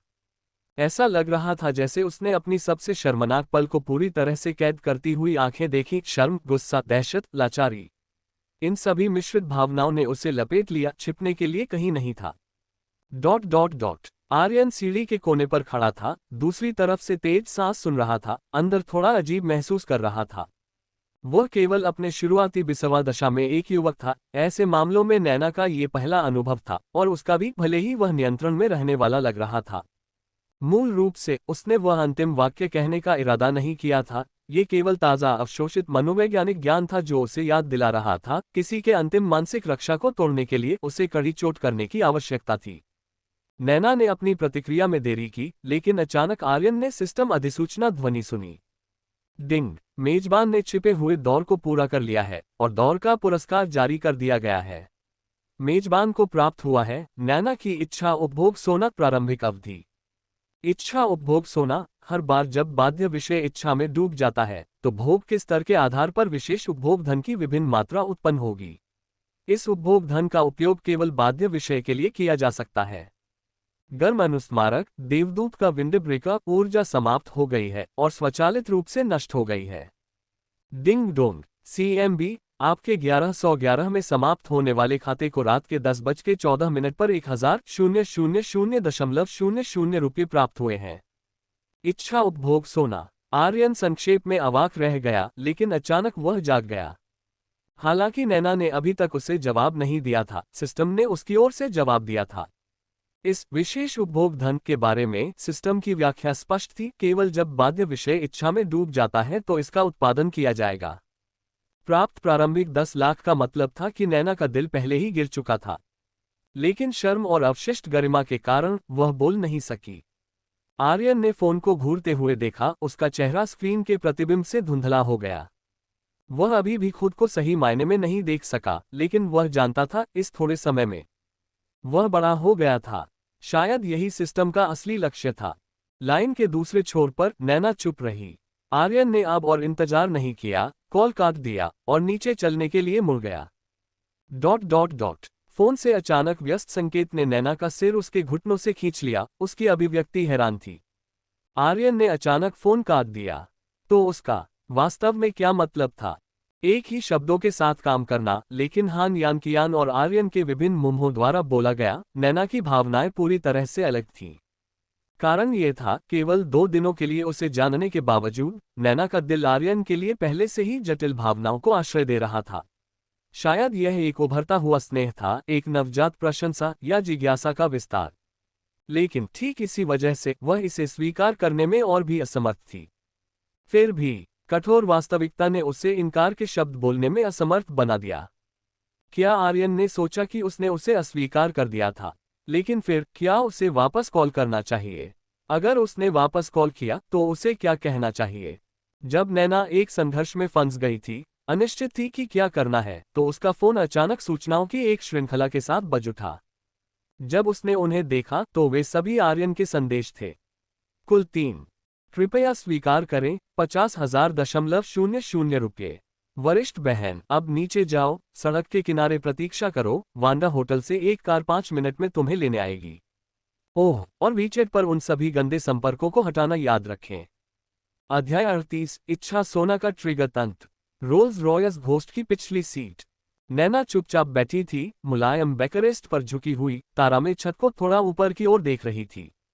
उसके समान स्वप्निल आंखों में प्रतिबिंबित स्वप्निल रंग, और नैना को अचानक ऑनलाइन एक लोकप्रिय उद्धरण याद आया। तारे झुलसा रहे हैं, तुम पृथ्वी पर आदर्श हो।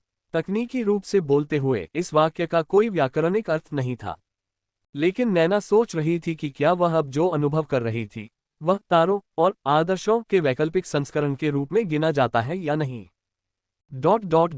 नैना अकारण ही हंसना चाहती थी। उसने महसूस किया कि उसका दिमाग इस समय काफी असामान्य था। नहीं, उसे कहना चाहिए कि यह तब से था जब वह नीचे गई और इस कार में बैठी। वह ये नहीं समझ सकी कि आर्यन को उसके ठिकाने इतनी अच्छी तरह से, यहाँ तक कि विवरण भी कैसे पता थे, लेकिन किसी तरह अब उनमें से कुछ भी महत्वपूर्ण नहीं लग रहा था। उसने अभी तक हस्तांतरण स्वीकार नहीं किया था, लेकिन इस कार में बैठना अब स्पष्ट अस्वीकृति नहीं थी। नैना को सबसे ज्यादा डराने वाली बात यह थी कि उसकी पहली प्रतिक्रिया अफसोस नहीं थी, बल्कि अब इतनी सारी चीजों के बारे में चिंता न करने की शांति की भावना थी। जब नैना विचारों में खो गई थी, तो वाहन जल्दी से वांडा मंडारिन होटल के भूमिगत गराज में चला गया। जब कार रुकी, तो नैना ने अचानक एक छोटी सी समस्या देखी। उसे कार का दरवाजा खोलना नहीं आता था। उसके पिता की दुर्घटना से पहले उसका परिवार अधिक से अधिक बहुकरोड़पति था। वह लग्जरी कारों में रही थी, लेकिन जाहिर तौर पर इस कैलिबर की रोल्स रॉयस से नहीं मिली थी। नैना ने हैंडल को खींचने की कोशिश की, लेकिन दरवाजा नहीं खुला। सौभाग्य से चालक पहले ही बाहर से दरवाजा खोलने में मदद करने के लिए जल्दी कर चुका था। मिस नैना, इस कार को खोलने के लिए दरवाजे को 2 बार खींचने की आवश्यकता होती है। पहली बार खींचने से एक सेंसर ट्रिगर होता है ताकि यह जांचा जा सके कि पीछे कोई खतरा है या नहीं। कई मेहमान इस डिजाइन से अनजान हैं। शायद नैना की शर्मिंदगी देखकर चालक ने मुस्कुराते हुए समझाया। ओह ओह। जैसे ही नैना कार से बाहर निकली, बेला लिफ्ट से एक सवा के साथ पहुंची, जिसने चालक से सूटकेस लिया, जबकि बेला नैना के सामने झुकी। नमस्ते मिस नैना, मैं श्री आर्यन की निजी गृहस्वामिनी बेला हूं। कृपया मेरे साथ आइए। श्री आर्यन ने हमारे होटल में आपके लिए एक कार्यकारी स्वीट आरक्षित किया है, और मैं पहले आपको चेक इन करने के लिए ले जाऊंगी। हाँ, धन्यवाद। नैना बेला के पीछे कार्यकारी लाउंज में गई, और जब उन्होंने चेक इन करने के बाद लिफ्ट में कदम रखा, तभी नैना अचानक घबराने लगी। क्या मैं पूछ सकती हूँ आर्यन? आर्यन अभी कहाँ है? श्री आर्यन अपने कमरे में आराम कर रहे हैं। वह पहले से ही होटल में मेरा इंतजार कर रहा था। नैना ने अपनी आंखें चौड़ी की, उसका शरीर अनजाने में थोड़ा कांप रहा था। अब तक वह अपनी भावनाओं को भी व्यक्त नहीं कर सकी। उसे वास्तव में मदद की लालसा थी, फिर भी वह इस तरह के नग्न लेनदेन को स्वीकार नहीं कर सकी। नैना के जंगली विचारों के बीच बेला ने पहले ही कमरे का दरवाजा खोल दिया था। एक तरफ खड़ी थी। मिस नैना, कृपया अंदर आइए। नैना ने धीरे से अपना होंठ काटा और अंदर चली गई। उसकी आंखें विशाल स्वीट से मिली, जिसका अर्थशास्त्रीय यूरोपीय सजावट उसके परिवार के पुराने टाउनहाउस की तुलना में कहीं अधिक शानदार थी। लेकिन नैना ने आर्यन की आकृति नहीं देखी। उसने उलझन में बेला को देखा। आर्यन, श्री आर्यन अपने कमरे में हैं। क्या आप चाहती हैं कि मैं उन्हें आपके लिए बुलाऊं? आपके कमरे एक ही मंजिल पर हैं। नहीं, कोई जरूरत नहीं। नैना को अपनी गलतफहमी का एहसास हुआ। जल्दी से अपना सिर हिलाते हुए राहत की सांस ली। मिस नैना, कृपया पहले इस रास्ते का पालन करें। नैना की हैरान नजर के तहत बेला पहले उसे एक निजी बाथरूम में ले गई, फिर फर्श से छत तक की खिड़की के पास बाथटब की ओर इशारा किया, जो पहले से ही गर्म पानी से भरा हुआ था और गुलाब की पंखुड़ियों से भरा हुआ था। ये श्री आर्यन के अनुरोध पर आपके लिए विशेष रूप से तैयार किया गया है, जिसमें कुछ पौधे आवश्यक तेल हैं जो भावनाओं को शांत कर सकते हैं। यदि आपको आवश्यकता है तो आप पहले स्नान कर सकते हैं। मैं रसोई को आपका रात का खाना तैयार करने का निर्देश दूंगी। उद्धरण चिन्ह डॉट डॉट डॉट। धन्यवाद। नैना ने सिर हिलाया। बेला के जाने के बाद अभी भी एक धुंध में उसने चमकीले पीले संगमरमर की दीवारों को छुआ, फिर वॉश स्टैंड पर आए। उसकी पतली उंगलियां उच्च अंत प्रसाधन सामग्री पर धीरे धीरे ब्रश कर रही थीं। अंत में नैना ने एक एक करके अपने कपड़े उतारे और जब उसका लंबा और निर्दोष सफेद शरीर पूरी तरह से गर्म पानी में डूब गया तो नैना ने अंततः एक कोमलाह भरी। उसके घर में भी एक बाथटब था, लेकिन 10 साल से अधिक पुराना टब न केवल तंग था जिसमें उसके पैरों को फैलाने के लिए कहीं नहीं था, बल्कि अपनी सेवा जीवन से परे उपयोग किए जाने से हर जगह पीले निशान भी थे। उसे याद नहीं था कि उसने इतने आरामदायक स्नान कब किया था। Dot dot dot. Presidential suite में आर्यन, जो लिविंग रूम में एक पत्रिका पढ़ते हुए बैठा था, जब उसने अपना फोन उठाया तो आश्चर्यचकित रह गया। डिंग। इच्छा उपभोग धन बाध्य वस्तु। नैना की भौतिक इच्छा पूरी हो गई है। इच्छा उपभोग सोना जारी किया गया है। सीएम बैंक, आपके 1111 के साथ समाप्त होने वाले मांग जमा खाते को 4 जुलाई को रात के 10:57 बजे 66,000 रुपये प्राप्त हुए। सिस्टम अलर्ट और एसएमएस अधिसूचना लगभग एक साथ सुनाई दी। जमा किए गए 60,000 से अधिक को देखकर आर्यन थोड़ा चकित हुए बिना नहीं रह सका। वो 50,000 हस्तांतरण नैना द्वारा अभी तक प्राप्त नहीं किया गया था, और उसने जो कुछ किया वह एक कमरा बुक करना था। इससे भौतिक इच्छा कैसे संतुष्ट हुई? होटल ने कार्यकारी स्वीट के लिए उससे 2,888 की आंतरिक दर ली, और जमा के साथ भी यह मुश्किल से 10,000 तक पहुंच गया। इसका मतलब ये था कि उसने नैना पर खर्च किए गए पैसे को वापस पा लिया था। नहीं, इसे इस तरह नहीं रखा जा सकता है, क्योंकि पैसे का उपयोग केवल नैना पर किया जा सकता है, न कि अपने स्वयं के रूप में। किसी को कहना चाहिए, इस थोड़े समय में नैना ने उसे 66,000 अधिक कमाए थे। ये गति ब्याज का आनंद लेने की तुलना में बहुत तेज थी, जिससे आर्यन को ईर्ष्या की थोड़ी सी अनुभूति हुई। भौतिक इच्छाएं कई प्रकार की होती हैं, इसलिए सैद्धांतिक रूप से इच्छाओं को पूरा करने के लिए अन्य प्रकार की इच्छाएं होनी चाहिए। आर्यन इच्छा उपभोग सोना को ट्रिगर करने के तंत्र को अस्थायी रूप से नहीं समझ सका और केवल धीरे धीरे इसका पता लगा सका। आधे घंटे बाद वही अधिसूचना फिर से सुनाई दी। आर्यन ने देखा और पाया कि 1,08,888 रुपये जमा किया गया है। हालांकि राशि छोटी थी, आर्यन उत्सुक था कि नैना ने क्या किया था और यह पता लगाने के लिए बेला से संपर्क किया कि उसने अभी नैना के कमरे में रात का खाना पहुंचाया है। क्या उसने स्नान कर लिया है? आर्यन ने संक्षेप में विचार किया, फिर खड़ा हुआ और बाहर चला गया। Dot dot dot. नैना का इतनी खुलकर खाना खाने का ये पहला मौका था। उसने शुरू में सोचा था कि इस घंटे में 5 सितारा होटल में भी केवल साधारण आधी रात के नाश्ते होंगे। उसने उम्मीद नहीं की थी कि रसोई इतना प्रचुर भोजन तैयार करेगी, जिसमें उसके सभी पसंदीदा पश्चिमी व्यंजन होंगे। स्टार्टर झींगा बैगुएट के साथ एवोकेडो था। मुख्य पाठ्यक्रम कैवियार के साथ हैम मशरूम टोस्ट। मुख्य व्यंजन स्पेनिश सीफूड पायला और मिठाई तिरुमिसु का एक छोटा टुकड़ा था, जो उसे पसंद नहीं था, लेकिन घर का बना फल चाय पे उसके तालू के लिए पूरी तरह से उपयुक्त था। वह सचमुच भूखी थी। लागत बचाने के लिए पिछले कुछ महीनों से उसकी दैनिक दिनचर्या में एक बैग ब्रेड और एक बोतल पानी शामिल थी। केवल कभी कभार उबले अंडे और कुछ फल आवश्यक पोषक तत्वों की पूर्ति के लिए खाते थे। जैसे ही उसने खाया, नैना के आंसू चुपचाप फिर से लुढ़क गए, लेकिन निहित भावनाएं पहले से पूरी तरह से अलग थीं। खटखट। इस क्षण दरवाजे से एक कोमल दस्तक आए। अध्याय 39। वरिष्ठ बहन रणनीति। वरिष्ठ बहन जियांग, यह मैं हूं। आर्यन ने बोलते हुए दरवाजा खटखटाया। उद्धरण चिन्ह डॉट डॉट डॉट। 1 मिनट रुको। कमरे के अंदर थोड़ी देर के लिए सन्नाटा छाया रहा, उसके बाद शोर की एक श्रृंखला हुई। पूरे 10 मिनट के बाद जब आर्यन थोड़ा अधीर होने लगा तो दरवाजा आखिरकार खुल गया। आर्यन अंदर चला गया और जियांग मो गलियारे में पीछे की ओर खड़ी थी। Dot dot dot. उसे करीब से देखते हुए आर्यन, जिसने विवरणों का निरीक्षण करना सीखा था, तुरंत समझ गया कि जियांग मो को दरवाजे का जवाब देने में इतना समय क्यों लगा। उसके बाल स्पष्ट रूप से ताज़ा बंधे हुए थे, कुछ किस्में अभी भी धुंध के निशान ले जा रही थीं। हालांकि उसने मेकअप नहीं किया था, उसके थोड़े गुलाबी होठों पर एक ध्यान देने योग्य चमकदार चमक थी, और उसके बर्फीले गर्दन पर कुछ बूंदों के साथ जो सूखे नहीं थे।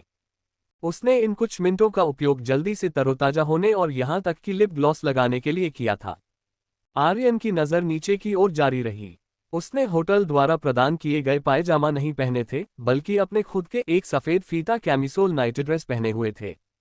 नाइट ड्रेस शैली में लंबा और रूढ़िवादी होना चाहिए था, लेकिन चूंकि वह औसत लड़की से लंबी थी, इसलिए हेम ने मुश्किल से उसकी जांघों के आधे हिस्से को ढका और उसके कॉलरबोन से छाती तक निष्पक्ष त्वचा का एक छोटा विस्तार दिखाई दे रहा था, जो नर्म रोशनी के नीचे एक गुलाबी चमक को दर्शाता था।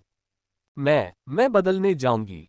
जियांग मो, आर्यन की आंखों में असामान्य रूप को महसूस करते हुए, अपनी बाहों को अपने चारों ओर लपेट लिया और जाना चाहती थी। स्नैप! आर्यन ने उसकी कलाई पकड़ ली।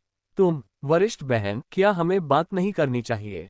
जियांग मो एक पल के लिए हिचकिचाए, आर्यन का सामना करने के लिए धीरे धीरे मुड़ने से पहले एक गहरी सांस ली। उस क्षण आर्यन थोड़ा आश्चर्यचकित था। उसे नहीं पता था कि जियांग मो ने अभी अभी कुछ मनोवैज्ञानिक तैयारी के लिए समय का उपयोग किया था या नहीं। इस क्षण उसने अप्रत्याशित रूप से अपना संयम वापस पा लिया था और उसकी अभिव्यक्ति अपनी सामान्य शांति में वापस आ गई थी। आर्यन, हम ऐसा नहीं कर सकते। जियांग मो ने धीरे से बात की, उसकी अभिव्यक्ति गंभीर थी। तुम अभी भी जवान हो। शायद जब तुम कुछ बातें कहते हो तो तुम परिणामों पर विचार नहीं करते हो। मैं तुम्हें दोष नहीं दूंगी। चलो सिर्फ दोस्त बने, ठीक है? इस पैसे को मुझसे तुम्हें एक ऋण समझो। मैं तुम्हें जल्द से जल्द चुका दूंगी। आर्यन ने जियांग मो को घूर कर देखा और उसके दिमाग में आने वाला पहला विचार मनोरंजन था। अगर सिस्टम की मदद नहीं होती, अगर उसने अपनी आंखों से उसकी सच्चाई नहीं देखी होती, या अगर इच्छा उपभोग सोना ट्रिगर नहीं हुआ होता, तो शायद वह वास्तव में डगमगा गया होता, है ना? लेकिन अब आर्यन जियांग मो के दिखने में शांत और सुंदर चेहरे को आसानी से देख सकता था, उसकी आंखों में गहरी क्षणिक बेचैनी को पकड़ रहा था। इसलिए आर्यन ने उस हाथ को उठाया जिससे वह अभी अभी बच गई थी, उसे उसके सामने पकड़कर जियांग मो जो कहने वाली थी उसे बाधित किया। वरिष्ठ बहन, इससे पहले कि मैं तुम्हें छूऊं, तुम किसी भी समय जा सकती हो, और आज जो कुछ भी हुआ उसे माना जा सकता है जैसे कि यह कभी हुआ ही नहीं। आर्यन की गहरी आवाज विकृत होने लगी और उसका हाथ धीरे धीरे आगे बढ़ा। जियांग मो की अभिव्यक्ति घबराने लगी, अब अपनी पिछली शांति बनाए रखने में सक्षम नहीं थी। उसने कभी उम्मीद नहीं की थी कि आर्यन नियमों के खिलाफ खेलेगा, बातचीत करने का कोई इरादा नहीं दिखाएगा, बल्कि शुरुआत से ही टेबल को पलट देगा। उसने स्वाभाविक रूप से पीछे हटना शुरू कर दिया, जल्द ही खुद को दीवार के खिलाफ पाया, असहाय रूप से देखते हुए कि वह हाथ करीब और करीब होता गया। फिर भी आर्यन ने वास्तव में उसे नहीं रोका था। वह किसी भी समय बच सकती थी। आर्यन का संदेश स्पष्ट था, वो इनकार कर सकती थी, लेकिन कीमत अब निकलना होगा, इस कमरे को छोड़ना होगा जिसने संक्षेप में गर्मी, आराम और शांति लाए। जीवन में सबसे दर्दनाक चीज कभी न होना नहीं है, बल्कि संक्षेप में होना है। निराशा में जियांग मो भागना चाहती थी, लेकिन उसके पैर ऐसे लग रहे थे जैसे वे शीशे से लदे हुए हों, वह कदम उठाने में असमर्थ थी। वह बस दीवार के सहारे खड़ी थी, तेजी से सांस ले रही थी, उसका शरीर कांप रहा था, आर्यन के हाथ को उसके गाल पर गिरने दे रही थी। वास्तव में सुंदर। जियांग मो की थोड़ी बंद आंखों को देखते हुए आर्यन ने विस्मय की भावना महसूस की। कई लड़कियां मेकअप के बाद सुंदर दिखती हैं, लेकिन इसके बिना उनकी सच्ची विशेषताएं उभरती हैं, जबकि जियांग मो की थोड़ी पीली भौहों को छोड़कर निर्दोष बनी रही। इसके विपरीत उसकी ताज़ा साफ उपस्थिति ने केवल संयमित आकर्षण के उस आभा को तेज किया। उसने हठपूर्वक अपनी आंखें बंद रखीं, जैसे कि भागने या विरोध करने के लिए। आर्यन का हाथ धीरे धीरे उसकी पीठ के वक्र के साथ उसकी पोशाक के हेम तक फिसल गया, और फिर जियांग मो की चौड़ी चौड़ी आंखों में यह उसके पीछे गायब हो गया।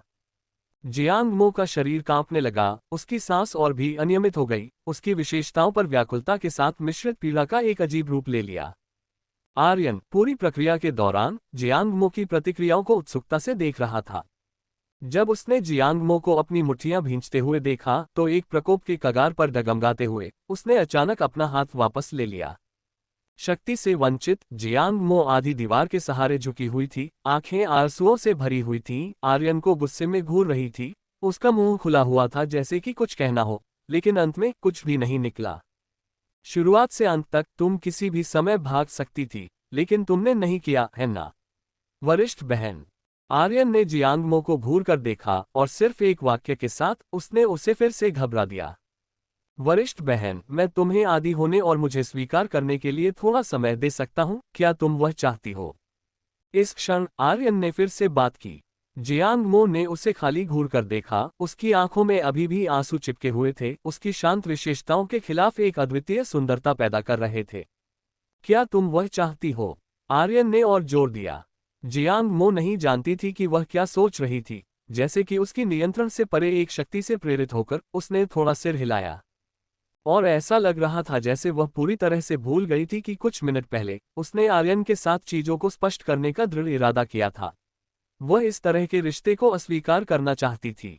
आर्यन ने सबसे जोरदार तरीके से उसके भ्रम को चकनाचूर कर दिया और उसकी निराशा में उसे एक और दिखने में अधिक स्वीकार्य विकल्प फेंक दिया। वह एक डूबते हुए व्यक्ति की तरह थी, लकड़ी के एक टुकड़े से चिपके रहने के लिए बेताब, भले ही वह एक लीक हो। वरिष्ठ बहन अवचेतन रूप से महसूस करेगी कि मैंने भी रियायत दी थी, इसलिए वह मेरी कम अत्यधिक मांग का पालन करेगी। आर्यन ने चुपचाप सोचा, और इसे मनोविज्ञान में अस्वीकृति फिर पीछे हटना रणनीति कहा जाता है।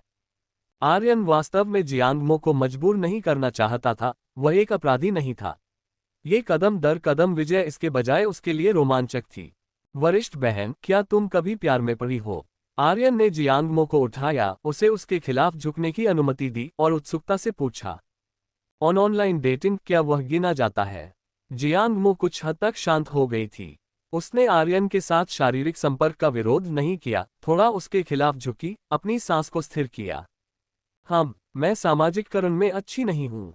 मेरा केवल एक ऑनलाइन दोस्त था जिससे मैंने वीबो पर बहुत बात की, लेकिन हम कभी नहीं मिले। आर्यन की आश्चर्यचकित नजर के तहत जियांगमो थोड़ा शर्मा गई और धीरे से समझाया, वरिष्ठ बहन, मुझे उम्मीद नहीं थी कि तुम्हारा इतना ऊंचा और ठंडा बाहरी भाग होगा चुपके से ऑनलाइन डेटिंग में संलग्न। आर्यन ने गंभीरता से कहा, तुम्हें थोड़ी सजा दी जानी चाहिए। क्या सजा? शायद माहौल अंततः सामान्यता की ओर बढ़ रहा है। जियांगमो को कम सतर्क कर दिया। उसने स्वाभाविक रूप से अपना सिर उठाया, उनकी आंखें मिली और आर्यन ने उसके थोड़े खुले होठों के अंदर जीभ को अस्थिर देखा। आर्यन ने उसे अपना वाक्य पूरा नहीं करने दिया। उद्धरण चिन्ह ... हम अध्याय 40 अध्याय 37 ढांचे का विस्तार। सुबह सूरज की हल्की किरणें मोटे पर्दों से रिसकर फर्श पर टिमटिमाती हुई छाया डाल रही थीं। जियांगमो ने धीरे धीरे अपनी आंखें खोलीं, बड़े बिस्तर में लिपटे उसके कोमल शरीर से हर कोशिका से आलस्य के संकेत निकल रहे थे, जिससे वह अनजाने में अपनी आंखें बंद करना और थोड़ी देर और सोना चाहती थी। लेकिन उसकी आंख के कोने ने अचानक एक आकृति की झलक देखी, जिससे वह जाग गई और जल्दी से बिस्तर पर बैठ गई। जाग गई। आर्यन, जो सोफे पर बैठकर एक मनोरंजन पत्रिका पलट रहा था, ने पत्रिका को नीचे रखा, खड़ा हुआ और फैलाया, यदि तुम जाग गई हो तो नाश्ते के लिए बाहर आओ। मुझे पुस्तकालय जाने की जल्दी है। ...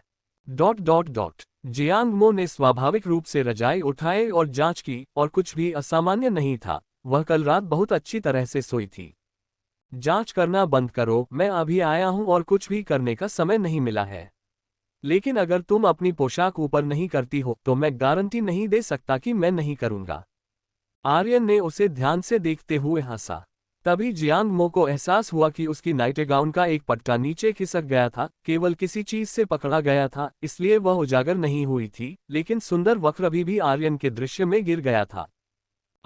जियांगमो ने विस्मय व्यक्त किया, जल्दी से रजाई फेंक दी और मास्टर बेडरूम बाथरूम में भाग गई। केवल ठोस लकड़ी का दरवाजा बंद करने के बाद जियांगमो ने राहत की सांस ली। वह सिंक पर चली गई और तरोताजा होने वाली थी जब उसकी आंखें उसके थोड़े सूजे हुए होठों पर पड़ीं, जिससे थोड़ी देर के लिए ध्यान भंग हो गया। 3 बार। वह समझ नहीं पाई कि आर्यन ने उसे दीवार के खिलाफ क्यों पिन किया और उसे 3 बार चूमा। वह हड्डी भेदने वाला जुनून सबसे मजबूत जहर की तरह था, फिर भी यह कैंडी स्वाद वाला था। वह दम घुटने के करीब थी लेकिन विरोध नहीं कर सकी। पिछली बार जियांगमो ने कुछ प्रतिक्रिया भी दी और अब वापस सोचने पर उसे बहुत शर्म महसूस हुई। यह उसकी तरह नहीं था, लेकिन किसी तरह ये वह थी। जब जियांगमो ने तरोताजा होना समाप्त कर दिया और नए कपड़े पहने, तो आर्यन पहले से ही भोजन की मेज पर उसका इंतजार कर रहा था। नाश्ता अभी भी बहुत शानदार था, न केवल चीनी चावल के नूडल्स, सोयाबीन दूध और तले हुए आटे की छड़ियों के साथ, बल्कि पश्चिमी टोस्ट, बलिन सॉसेज और ऑमलेट भी थे।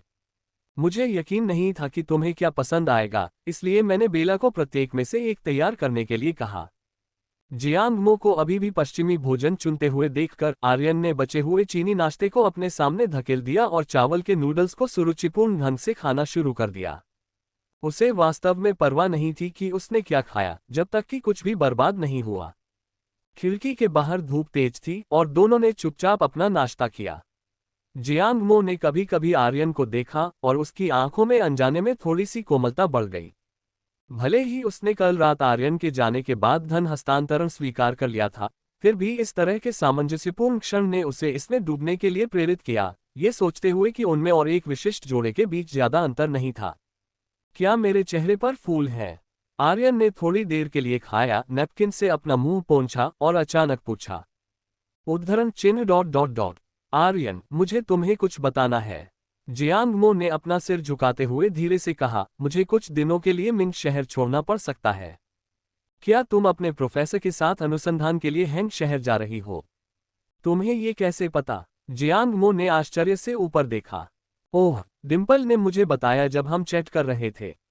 उसने उल्लेख किया कि वहां एक बड़ा मामला है और प्रोफेसर वांग चाहते हैं कि तुम सब जाओ और इससे सीखो, है ना? जूनियर बहन डिम्पल। उस नाम को सुनकर जियांग मो ने अपने दिल में एक हल्का दर्द महसूस किया। हालांकि यह एक अनजाने में उल्लेख था, उस नाम ने उसके दिल में बढ़ रहे कल्पना के छोटे टुकड़े को सीधे बुझा दिया, उसे ठंडी वास्तविकता में वापस खींच लिया। वैसे कारण है कि तुम स्नातक की डिग्री के लिए गई, भले ही इसका कानून में तुम्हारे प्रमुख से कोई लेना देना नहीं है। अपने पिता के मामले को पलटना है ना? जियांग मो ने बात नहीं की और आर्यन ने एक और सवाल पूछा। हाँ, जियांग मो ने सिर हिलाया, फिर अपना सिर हिलाया, धीरे से बात करते हुए, मेरे पास खुद की क्षमता नहीं है, लेकिन दूसरा मुकदमा अभी तक शुरू नहीं हुआ है। अगर मैं प्रोफेसर वान को मदद करने के लिए मना सकती हूँ। कोई आश्चर्य नहीं, आर्यन ने सोचा। मामले को पलटना असंभव हो सकता है, लेकिन कम सजा भी बेहतर होगी। जैसे ही जियांग मो ने बात की, उसका चेहरा थोड़ा मंद हो गया, लेकिन मैं बहुत मूर्ख हूँ और प्रोफेसर वास्तव में मुझे पसंद नहीं करते हैं। जल्दी करो और खाओ, बेला थोड़ी देर से इंतजार कर रही है। आर्यन ने विषय को जारी नहीं रखा, केवल उसे आग्रह किया। बेला इंतजार कर रही थी। हालांकि उलझन में जियांग मो ने केवल यह माना कि आर्यन के पास भाग लेने के लिए कुछ था और आगे नहीं पूछा, चुपचाप अपना नाश्ता जारी रखा। जियांग मो ने अपना भोजन समाप्त करने के बाद आर्यन ने अपना फोन उठाया और एक संदेश भेजा। जल्द ही दरवाजे पर दस्तक हुई। आर्यन दरवाजा खोलने के लिए चला गया और फिर जियांग मो के आश्चर्य के लिए बेला विभिन्न पेशेवर बिक्री पोशाक में कपड़े पहने युवा महिलाओं की एक पंक्ति का नेतृत्व किया, अंदर कपड़ों के लंबे रैक धकेलते हुए।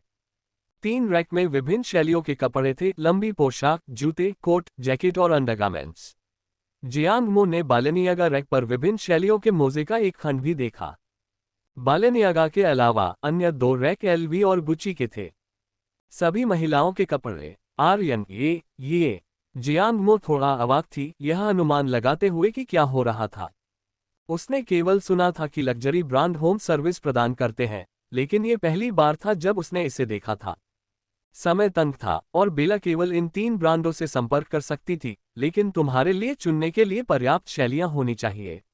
उन्हें आजमाने के लिए स्वतंत्र महसूस करो, तुम जो पसंद करो उसे रख सकती हो। आर्यन समझ गया कि महिलाओं के लिए कपड़े खरीदना कितना परेशानी भरा हो सकता है। ये कहने के बाद वह अपने फोन पर खेलने के लिए लिविंग रूम में चला गया, जियांग मो को जगह देने के लिए। लेकिन आर्यन के आश्चर्य के लिए जियांग मो वास्तव में काफी तेज थी। केवल आधे घंटे बाद उसने बेला की चिल्लाहट सुनी। आर्यन आश्चर्यचकित होकर चला गया और जब उसने जियांग मो द्वारा चुने गए कपड़ों के 2 सेट देखे तो वह भौहें चढ़ाए बिना नहीं रह सका। जियांग मो ने गुच्ची से ज्यादातर अपेक्षाकृत सस्ती वस्तुओं को चुना और उसने एलवी को कई बैग भेजने के लिए कहा था, फिर भी उसने एक भी नहीं लिया। एक सेट को एक सेट भी नहीं कहा जा सकता है, क्योंकि यह सिर्फ एक अकेली लंबी पोशाक थी। क्या ये वह कपड़े हैं जो तुमने चुने हैं? आर्यन ने असंतोष के साथ जियांग मो को देखा। जियांग मो थोड़ी घबराई हुई थी, ये सोचकर कि उसने बहुत अधिक चुना होगा। वह मूल रूप से केवल एक सेट चुनना चाहती थी, लेकिन उसने इतने लंबे समय में सभ्य कपड़े नहीं खरीदे थे, इसलिए जब वह विरोध नहीं कर सकी तो उसने एक अतिरिक्त सेट चुना।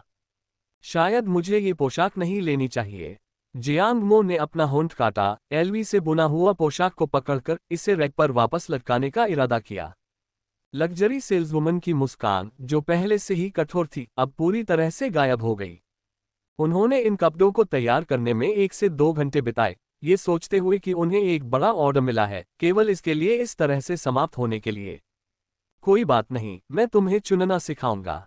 आर्यन ने असहाय होकर अपने मंदिरों को रगड़ा और चला गया।